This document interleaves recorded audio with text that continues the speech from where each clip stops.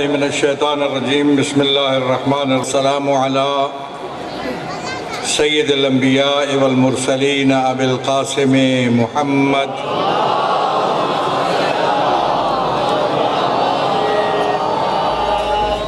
وآل طیبین وصحب المنتجبین اما بعد فقد قال اللہ تبارک و تعالی ان تنصروا اللہ ینصرکم ویثبت اقدامکم۔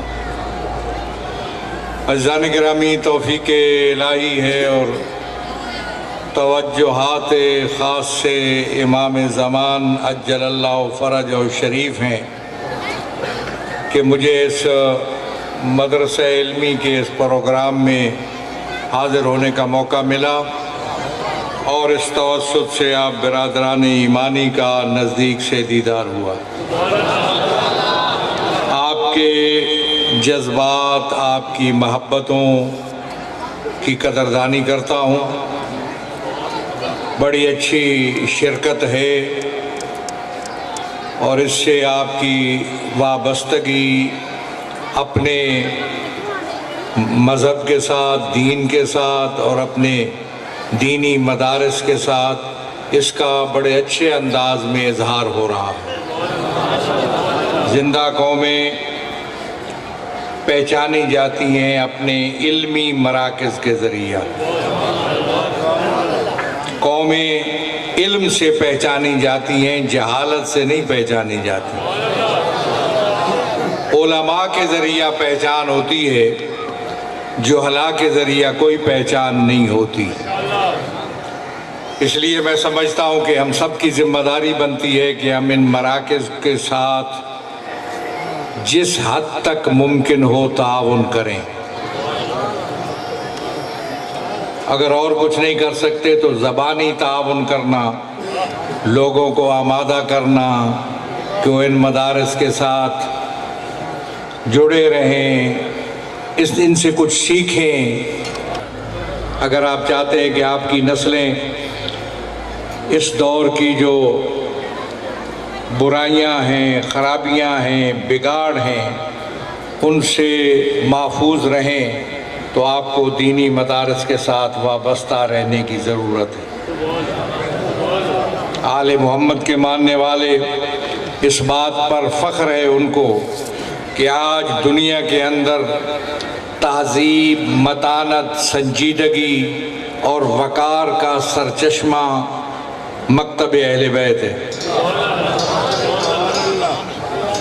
لوگوں نے اگر تہذیب، دنیا نے صدیاں گزر گئیں، انسان بڑی بڑی باتوں میں، بہت سے معاملات میں، شعبۂ زندگی میں اپنے کمال کو پہنچ چکا، لیکن جو کمال آل محمد کا تھا، جس طریقے پہ آل محمد نے انسان کو انسان بننے کا طریقہ سکھایا، وہ کمال آج تک کسی کے پاس نہیں آ سکا۔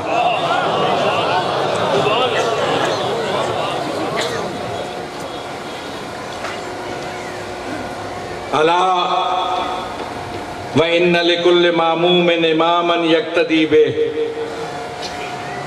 ہر معموم کا امام ہوتا ہے۔ مولا امیر الال کا معنی ہوتا ہے ذرا بیدار ہو کے سنو، توجہ کرو، ہر معموم کا امام ہوتا ہے۔ دنیا میں کوئی شخص نہیں ہے، خدا کو بھی نہ مانتا ہو، اگر داریہ بھی ہے اور منکر دین ہے، منکر خدا ہے، اس کا بھی کوئی پیشوا ضرور ہے۔ آپ اپنے ماحول میں دیکھ لیں، دو چادریں اور زندگی میں دو روٹیوں پر گزارا کیا، انداز کی تھی۔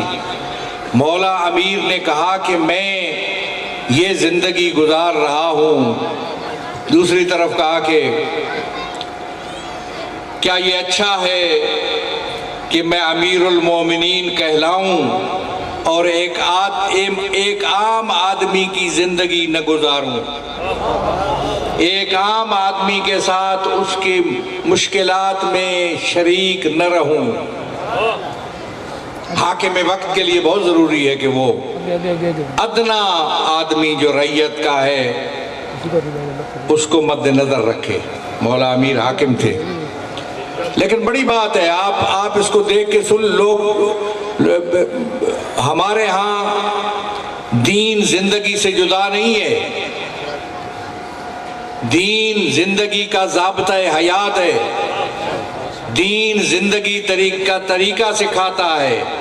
لیکن مولا امیر جب یہاں پہنچے اور کہا کہ میں ایسے زندگی گزارتا ہوں، تو پھر آگے ایک بڑا تاریخی جملہ کہہ دیا، وَلَٰكِن لَا تَقْدِرُونَ عَلَىٰ ذَلِكَ، تم یہ نہیں کر سکتے ہو، یہ تم پہ فرض نہیں ہے، یہ علی کی خصوصیت ہے، تم نہیں کر سکتے ہو۔ لیکن وَلَٰكِنْ عَيْنُونِي بِوَرَعٍ وَاجْتِهَادٍ وَعِفَّةٍ وَسَدَادٍ، لیکن علی والے ہو یا علی مدد کہنے والے ہو اور میرے ساتھی ہو، آؤ میری مدد کرو، میں تمہیں مدد کے لیے بلاتا ہوں، لیکن وہ مدد میرے حوالے سے نہیں ہوگی، اپنی زندگیوں کے حوالے سے ہوگی، اس میں فائدہ تمہارا ہوگا۔ ورائن، پرہیز اختیار کرو برائیوں سے، اجتہاد، کوشش کرو فرائض کی ادائیگی کی، دیانت داری اور امانت ایسے انداز میں رکھو کہ آپ کے دامن پہ کوئی داغ نہ ہو، عفت ہو، پاک دامنی ہو،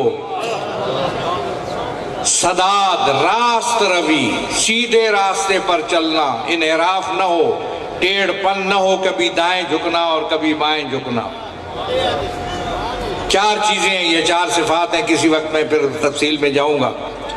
میں یہ سمجھتا ہوں کہ ہمیں مکتب اہل بیت کو یہ خصوصیات حاصل ہیں کہ وہ زندگی کے وہ نمونے پیش کرتا ہے جن پر چل کر انسان اپنی زندگی کو سنوار سکتا ہے۔ دین اس لیے نہیں آیا تھا تک کہ آپ سن لیں، آل محمد اس لیے نہیں آئے تھے کہ آپ ان کے فضائل و کمالات سن لیں لیکن ان سے فائدہ کوئی نہ اٹھائیں۔ ان کی زندگیاں اس لیے ہیں تاکہ ہم ان سے درس حاصل کریں، ان سے سبق حاصل کریں۔ وہ مرکز ہے، منبع ہیں، زندگی کا طریقہ سیکھنے کا منبع اور مرکز آل محمد کا گھرانہ ہے۔ اس لیے ہمیں تو سب سے بالا تر ہونا چاہیے، سب سے اولا، سب سے افضل، سب سے بالا تعبیر اور تشریح اسلام کی اگر ہے تو مکتب اہل بیت ہے۔ میں کسی کی نفی نہیں کرتا، میں نے اس لیے کہا سب سے اولا، سب سے بہتر، سب سے افضل، سب سے اعلیٰ اگر کوئی تشریح ہے تو وہ مکتب اہل بیت ہے۔ اس لیے ہمیں بھی ثابت کرنا چاہیے کہ ہم مکتب اہل بیت کے پیروکار ہیں، سب سے آگے ہے، سب سے بہتر ہے، سب کے لیے ایک نمونے کی حیثیت رکھتے ہیں۔ کوشش کیجئے اپنی زندگیوں کو آل محمد کے سیرت اور کردار میں ڈھالنے کی۔ یہ کوئی مشکل نہیں ہے، مذہب اس لیے نہیں ہوتا کہ آپ ورد کرتے رہیں، تسبیح پڑھیں، اچھا ہے تسبیح پڑھنا، مسجد میں بیٹھنا اچھا ہے، مسجد میں بیٹھ کے تسبیح پڑھنا اچھی بات ہے۔ المومن فی المسجد کالسمک فی الماء، مومن مسجد میں ایسے ہے جیسے مچھلی ہوتی ہے پانی میں۔ والمنافق فی المسجد کالطیر فی القفص، منافق مسجد میں ایسے ہوتا ہے جیسے پرندہ پنجرے میں بند ہوتا ہے۔ اس لیے یہ اچھی بات ہے، لیکن زندگی گزارنے کا سلیقہ اور طریقہ سکھایا مکتب اہل بیت نے۔ زندگی کا ہر پہلو، میری معاشی زندگی، میرا روزگار بہتر ہو سکتا ہے اگر میں صحیح انداز پہ مکتب اہل بیت پر عمل کروں، اور یہ کوئی مشکل نہیں ہے مکتب اہل بیت پر عمل کرنا۔ یرید اللہ بکم اليسر، اللہ تمہارے لیے آسانی چاہتا ہے، ولا یرید بکم العسر، اللہ تمہارے لیے مشکل نہیں چاہتا۔ اس لیے مکتب اہل بیت کو ہمیں عملی میدان میں بھی، جیسے مکتب اہل بیت تصور اور نظریے کے میدان میں سب سے آگے ہے اور بہتر ہے اور اعلیٰ ہے اور افضل ہے اور منبع ہے اور سرچشمہ ہے، اور دنیا کو جتنے بھی مسائل درپیش ہیں سب کا حل مکتب اہل بیت کے اندر موجود ہے۔ آج یہ خصوصیت ہمیں حاصل ہے کہ دنیا کا کوئی مسئلہ اس سائنسی دور کے اندر، اس ترقی کے دور کے اندر دنیا کا کوئی مسئلہ ہمیں پیش آئے تو ہم مکتب اہل بیت کے پاس یہ صلاحیت ہے کہ وہ چند سیکنڈوں میں اس کا جواب دینے کے لیے حاضر و آمادہ ہے۔ بہت بڑی بات تھی، لیکن پاکستان میں کیا ہوا؟ مکتب اہل بیت کو نیچا، کچھ تو قصور ہمارا ہے۔ ہم نے مکتب اہل بیت کی وہ تصویر پیش کی لوگوں کے سامنے، وہ چہرہ پیش کیا جو داغدار تھا، صاف چہرہ نہیں تھا۔ تشیع کا روشن چہرہ پیش کرنے کی ضرورت ہے۔ تم میں سے کسی شخص کو حق نہیں پہنچتا کہ وہ تشیع کے چہرے پر حرف آخر بنے۔ اس کے لیے صلاحیت چاہیے، اس کے لیے کوالیفیکیشن چاہیے۔ تشیع کی تشریح، تعبیر، اس کے روشن چہرہ دنیا کے سامنے پیش کرنے کے لیے صلاحیت ہونا ضروری ہے۔ ہر شخص کو حق نہیں پہنچتا کہ وہ تشیع کی ترجمانی کر سکے۔ اس لیے تشیع کے چہرے کو داغدار کیا گیا۔ میں آج بھی آپ کو کہتا ہوں کہ ایسی بات جس سے تشیع کے اصولوں کی نفی ہوتی ہو وہ قابل قبول نہیں ہے۔ لوگ بیان نہ کریں، نہ پڑھیں ایسی باتیں جو تشیع کے اصولوں سے متصادم ہوں۔ تشیع کو آج نہیں بنا، 1400 سال سے آ رہا ہے، اس کے اصول بڑے واضح اور روشن ہیں۔ علم پر مبنی ہے وہ اصول، جہالت پر مبنی نہیں ہے۔ ان اصولوں کو مد نظر رکھنا اور اس انداز میں تشیع کے اس روشن چہرے کو آگے بڑھانا یہ ہماری ذمہ داری ہے۔ کسی کو اجازت نہیں دی جا سکتی۔ اور اس کے ساتھ ساتھ تشیع نے جو ادارے تشیع کے اندر موجود ہیں، مسلمہ ادارے، مرجعیت، علماء، مراجع، بزرگان، تشیع کے مراجع ہیں، وہ کسی اور مذہب کے نہیں ہیں، تشیع کے مراجع ہیں، اور وہ سب سے زیادہ ماہر ہیں، زیادہ علم رکھتے ہیں۔ قرآن ان کی طرف رجوع کی بات کرتا ہے۔ قرآن کریم نے ہمیں کہا ہے کہ فَاسْأَلُوا أَهْلَ الذِّكْرِ، اہل ذکر، اہل بیت، اور ان کے بعد جو ان کے تسلسل کے ساتھ ان کے علم کو آگے بڑھانے والے ہیں ان کی طرف رجوع کرو۔ عالم و غیر عالم برابر نہیں، قرآن کہتا ہے۔ عالم کی طرف فوق کل ذی علم علیم، پھر ہر عالم کے اوپر دوسرا بڑا عالم موجود ہے، رجوع کرو اس طرف۔ اس لیے تشیع کے روشن چہرے کو آگے بڑھانے کی ضرورت ہے۔ کچھ باتیں آج کل ہو رہی ہیں ایسی جس میں تشیع کے بنیادی اصولوں سے کچھ ہٹا جا رہا ہے، اس کی اجازت نہیں دی جا سکتی۔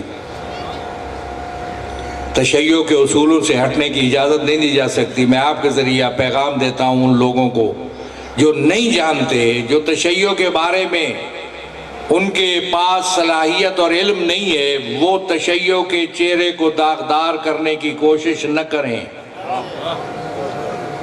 میں ذمہ دار ہوں کہ نرمی سے، پیار سے ان کو سمجھاؤں، اور سمجھاتا آ رہا ہوں، اس لیے کہ ہمارا مقابلہ ان لوگوں کے ساتھ ہے جو تشیع کے مد مقابل کھڑے ہیں، تشیع کو کمزور کرنے، تشیع کی عظمت کو کم کرنے کی کوشش کر رہے ہیں۔ ادھر وہ لوگ ہیں جو تشیع کے چہرے کو داغدار کرنے کی کوشش کر رہے ہیں۔ اس لیے ہمیں ان لوگوں کو روکنا ہوگا تاکہ وہ جو تشیع کے خلاف سازش کر رہے ہیں ان کا راستہ روکا جا سکے۔ سمجھ لو اس بات کو۔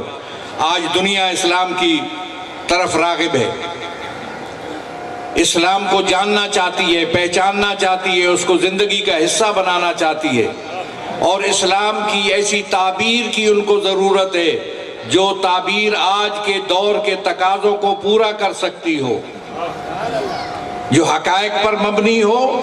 اسلام کی ایسی تعبیر، ایسی تشریح، ایسا نمونہ اسلام کا جو آج کے دور میں بھی ان کی زندگیوں کو پرسکون بنا سکے۔ میں خلاصہ کرتا ہوں، بڑی لمبی بات ہے۔ میں سمجھتا ہوں کہ اگر کوئی اسلام کی تعبیر، تشریح اور اسلام کا کوئی نمونہ جو پرسکون زندگی دے سکتا ہے وہ مکتب تشیع ہے۔ بین الاقوامی دنیا کے سامنے ان کا سوال ہے، وہ اپنے آپ کو تلاش میں ہیں۔ اس لیے کچھ لوگ آئے جو تشیع کے چہرے کو ادھر کچھ چہروں سے مست کرانے کی کوشش کی گئی، ادھر کچھ سے تشیع کا راستہ روکنے کی کوشش کی گئی۔ آپ نے دیکھا اربوں روپیہ کروڑوں روپیہ صرف ہوا تشیع کے خلاف غلیظ مہم اور غلیظ نعرے لگوانے پر، غلیظ فتوے لگوائے گئے اس ملک کے اندر، اور کوشش کی گئی کہ تشیع کے راستے روکا جائے، تشیع کی عظمت کو حیثیت کو کم کیا جائے۔ کوشش یہ کی تھی امت کا جو دائرہ ہے امت مسلمہ کا پاکستان کے اندر، اس دائرے کے اندر تشیع نہ رہے، اس کو نکال دیا جائے۔ فتوے لگائے گئے اور غلیظ گالیاں، غلیظ نعرے، لیکن آپ نے دیکھا کہ ہم نے تشیع کا روشن چہرہ دینی مکاتب فکر کے اندر بیٹھ کر پیش کیا۔ آج میں دو باتیں کہوں گا، ایک تو کوئی ذمہ دار اسلامی مکتب نہیں ہے جو تشیع کے خلاف الزام تراشی کر سکے۔ تشیع کے روشن چہرہ ہم نے پیش کیا، اس لیے میں مشکل میں ہوں، میں بار بار متوجہ کر رہا ہوں کہ تشیع کے چہرے کو داغدار نہ کیجیے، اصل تشیع کو لوگوں کے سامنے پیش کیجیے۔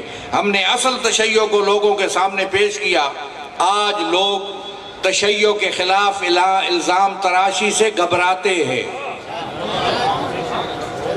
اور پھر وہ لوگ جو تشیع کے خلاف غلیظ مہم جنہوں نے چلائی ہوئی تھی، جن کی کوشش تھی کہ ہمیں امت کے دائرے سے نکالیں، آج آپ دیکھ لیے کہ ہم نے حکمت و دانائی سے راستے کو آگے بڑھایا، آج اس دائرے کے اندر ہم موجود ہیں، عین وسط میں، درمیان میں موجود ہیں، ہم مسند صدارت مند موجود ہیں، اور جو گالیاں بکنے والے اور غلیظ نعرے اور فتوے دینے والے تھے وہ گندگی کے ڈھیر میں غرق ہو چکے ہیں۔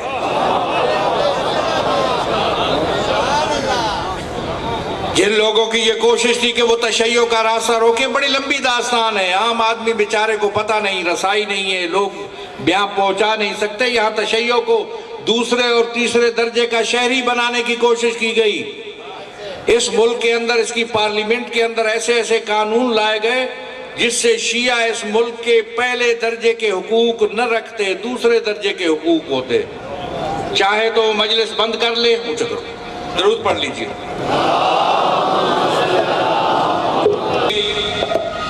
کہ تشیع کے حقوق کا انکار کیا جائے، ان کو دوسرے یا تیسرے درجے کا شہری بنایا جائے۔ نہیں پتا آپ کو کتنے شریعت بل آئے اس ملک کے اندر، کتنے ناموس صحابہ بل آئے، کتنے عزاداری کے خلاف ٹاسک فورسیں بنی، سب کو ہم نے پاؤں تلے روندا۔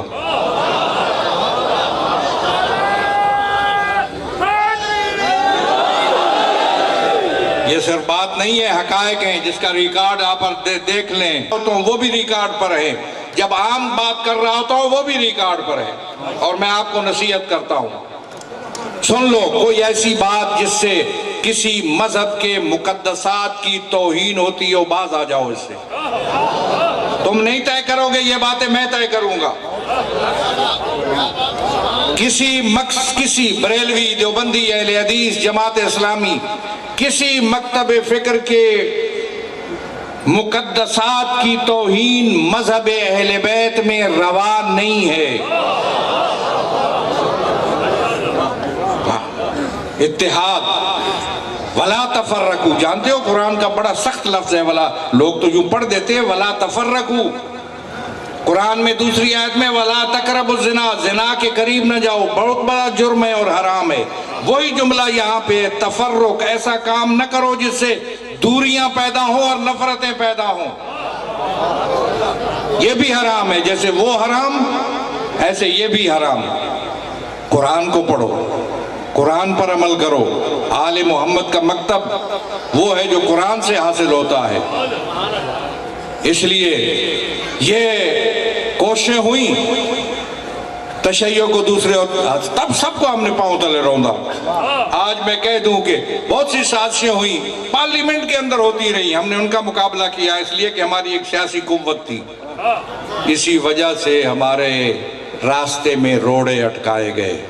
کہ ہم وہاں پر پہنچے جہاں کوئی تصور نہیں کر سکتا تھا پہنچنے کا۔ وہ تو تشیع کے بارے میں سمجھا جاتا تھا یہ چند رسمیں ہیں، منانے والے اور اپنے انہی عبادتوں میں مصروف ہیں، ان کو پاکستان کے حالات سے یا دنیا کے حالات سے کوئی غرض نہیں ہے۔ آج تشیع پاکستان کا ایک رول ہے پاکستان کے حالات میں۔ آج یہاں پاکستان کے امن و امان کی چابی ہمارے ہاتھ میں ہے۔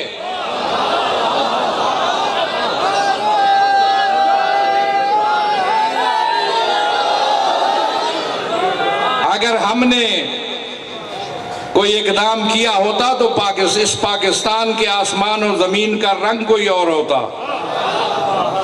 مجھ پہ ذمہ داری ہے، میں مکتب اہل بیت کا ترجمان ہوں، میں انبیاء کے مشن کا حامل ہوں، اس لیے مجھے امت کے فرد فرد کو دیکھنا ہے۔ میرے نزدیک شیعہ، سنی، بریلوی، دیوبندی سب بھائی ہیں، اس لیے کہ آیت قرآنی ہے انما المؤمنون اخوہ، کلمہ گو آپس میں بھائی بھائی ہے۔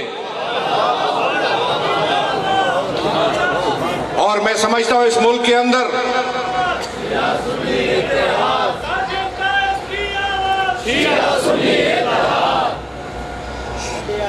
زندہ ہے خمینی، زندہ ہے صادق کی شکل میں، زندہ ہے عطار حسینی، زندہ ہے صادق کی شکل میں، زندہ ہے زندہ ہے حسینی، زندہ ہے۔ ہم مکتب اہل بیت زندہ ہے حسینی، زندہ ہے زندہ ہے حسینی، زندہ ہے قائد ساجد قدم بڑھاؤ، قائد ساجد قدم بڑھاؤ، ساجد کے اعلان پر، قائد کے فرمان پر۔ ہم نے ملک میں قانون کی حکمرانی، آئین کی بالادستی کی ہمیشہ بات کی ہے۔ اس ملک کا حل ہی یہی ہے کہ آئین کی بالادستی ہو جائے، قانون کی حکمرانی ہو، طاقت کی حکمرانی نہیں۔ اور میں آپ کو بتا دوں اس ملک کے اندر میں بڑی مدت سے کہہ رہا ہوں ایک بات کہ اس ملک کے اندر طاقت کے بغیر کوئی زندہ نہیں رہ سکتا۔ آج تشیع اگر زندہ ہے اور اس کے خلاف سازشیں ناکام ہیں تو تشیع اس ملک کا ایک طاقتور حصہ ہے، اور لوگ طاقتور ہونے کا بعد لوگوں کو بات سمجھ نہیں آتی۔ اگر میں کسی بازاری کے ساتھ محاذ آرائی کروں تو تب تو میں طاقتور ہوں، میں کسی کو اس قابل ہی نہیں سمجھتا کہ اس میں اپنی طاقت استعمال کروں۔ ابھی وہ موقع نہیں آیا، یہ لوگ اس قابل نہیں ہیں، ان کی حیثیت ہی نہیں ہے۔ تشیع ایک قوت ہے اس ملک کے اندر، اس کے امن و امان کو سہارا ہم نے دیا، اس ملک کے اندر قانون کی حکمرانی کی ہم نے بات کی، آج تک کوئی ایک پتا نہیں ٹوٹا۔ میں ملک میں گھوم رہا ہوں، چل رہا ہوں، ہر جگہ پہ پروگرام ہے، سب کچھ ہو رہا ہے، کوئی پتہ نہیں ٹوٹا۔ کہیں میں نے ایسی بات نہیں کی ہے جس سے کوئی خلفشار پیدا ہو، جس سے کوئی انتشار پیدا ہو، سوچ ہی نہیں سکتا اس بات کو میں۔ اس لیے لڑائی، جھگڑا، فساد، فتنہ یہ ہمارا موقف نہیں ہے۔ میں آخری جملوں پہ آ رہا ہوں، ہمارا مشن اور فلسفہ ہے قربانی پیش کرنا۔ اس لیے میں کہتا رہتا ہوں سنگینیوں کے سائے میں، کرفیو کے عالم میں عزاداری منظور نہیں، کنٹینروں کے قطار میں اور خاردار تاروں کے جھنڈ میں اور کناتوں کے حصار میں عزاداری قبول نہیں۔ اگر آپ انتظام کر رہے ہیں حالات کی وجہ سے تو ہم دیکھیں گے اور منتظر رہیں گے۔ مجھے عزاداری آزاد چاہیے۔ لبیک یا حسین، لبیک یا حسین، لبیک یا حسین۔ یہ میرا بنیادی حق ہے۔ یہ جلسہ کسی فرقے کے خلاف نہیں ہے، عزاداری سید الشہداء کسی فرقے کے خلاف نہیں ہے، عزاداری سید الشہداء فرقہ وارانہ نہیں، مذہب فرقہ وارانہ انداز نہیں ہے، پروگرام نہیں ہے۔ عزاداری سید الشہداء یزیدیت کے چہرے سے نقاب الٹنے کے لیے ہے،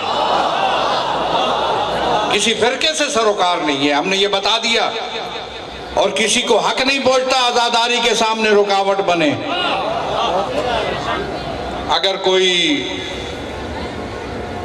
اولیاء کے مزار پہ اگر کوئی محفل سماع منعقد کرتا ہے، تمہیں حق نہیں پہنچتا اس کو روکو۔ اگر کوئی تبلیغی اجتماع کرتا ہے، شرکت کرنا چاہتے ہو کر لو، کو حق نہیں کرنا چاہتے ہو تو تمہیں حق نہیں پہنچتا اس پہ تنقید کرنے کا یا روکنے کا۔ کرتا ہے، دعوت اسلام دیتا ہے اپنے طریقے پہ، اپنے انداز میں، تو تمہیں حق نہیں پہنچتا اس کے سامنے رکاوٹ بنو۔ اور اگر کوئی عزاداری کرتا ہے، مجلس عزا کرتا ہے، ماتمداری کرتا ہے، زنجیر زنی کرتا ہے، جلوس عزا نکالتا ہے، کسی کو حق نہیں پہنچتا اس کو روکے، روکنے والا مجرم۔ حسینیت، حسینیت، یزیدیت، یزیدیت، نعرہ حیدری۔ میں کسی کے بہاف پہ پاکستان کے اندر زندہ نہیں رہ سکتا۔ مجھے کہا تھا نا لوگوں نے، ابھی باتیں ہیں، کہا انہوں نے کہ ہم کہیں جمع ہوئے اور ایک بہت بڑی میٹنگ تھی علماء کی، اس زمانہ تھا شریعت بل کا۔ میں نے کہا اگر شریعت بل میں کوئی دفعہ ایسی آئی جو عزاداری کے لیے رکاوٹ بنی تو اس کو ہم تسلیم نہیں کریں گے۔ یہ یہاں آپ کے بات نہیں ہے، وہاں کی بات ہے جو میں نے وہاں بیٹھ کے کی ہے، جہاں سب دینی جماعتوں کے لوگ موجود تھے۔ پھر دینی جماعتیں جمع ہوئی قاضی صاحب مرحوم کے دور میں، اور انہوں نے کہا کہ ہم قرارداد میں پیش کرتے ہیں تشیع کی حمایت میں، کیونکہ ان کے خلاف بڑی غلیظ مہم ہو رہی ہے۔ میں نے کہا میں کسی قرارداد کا محتاج نہیں ہوں۔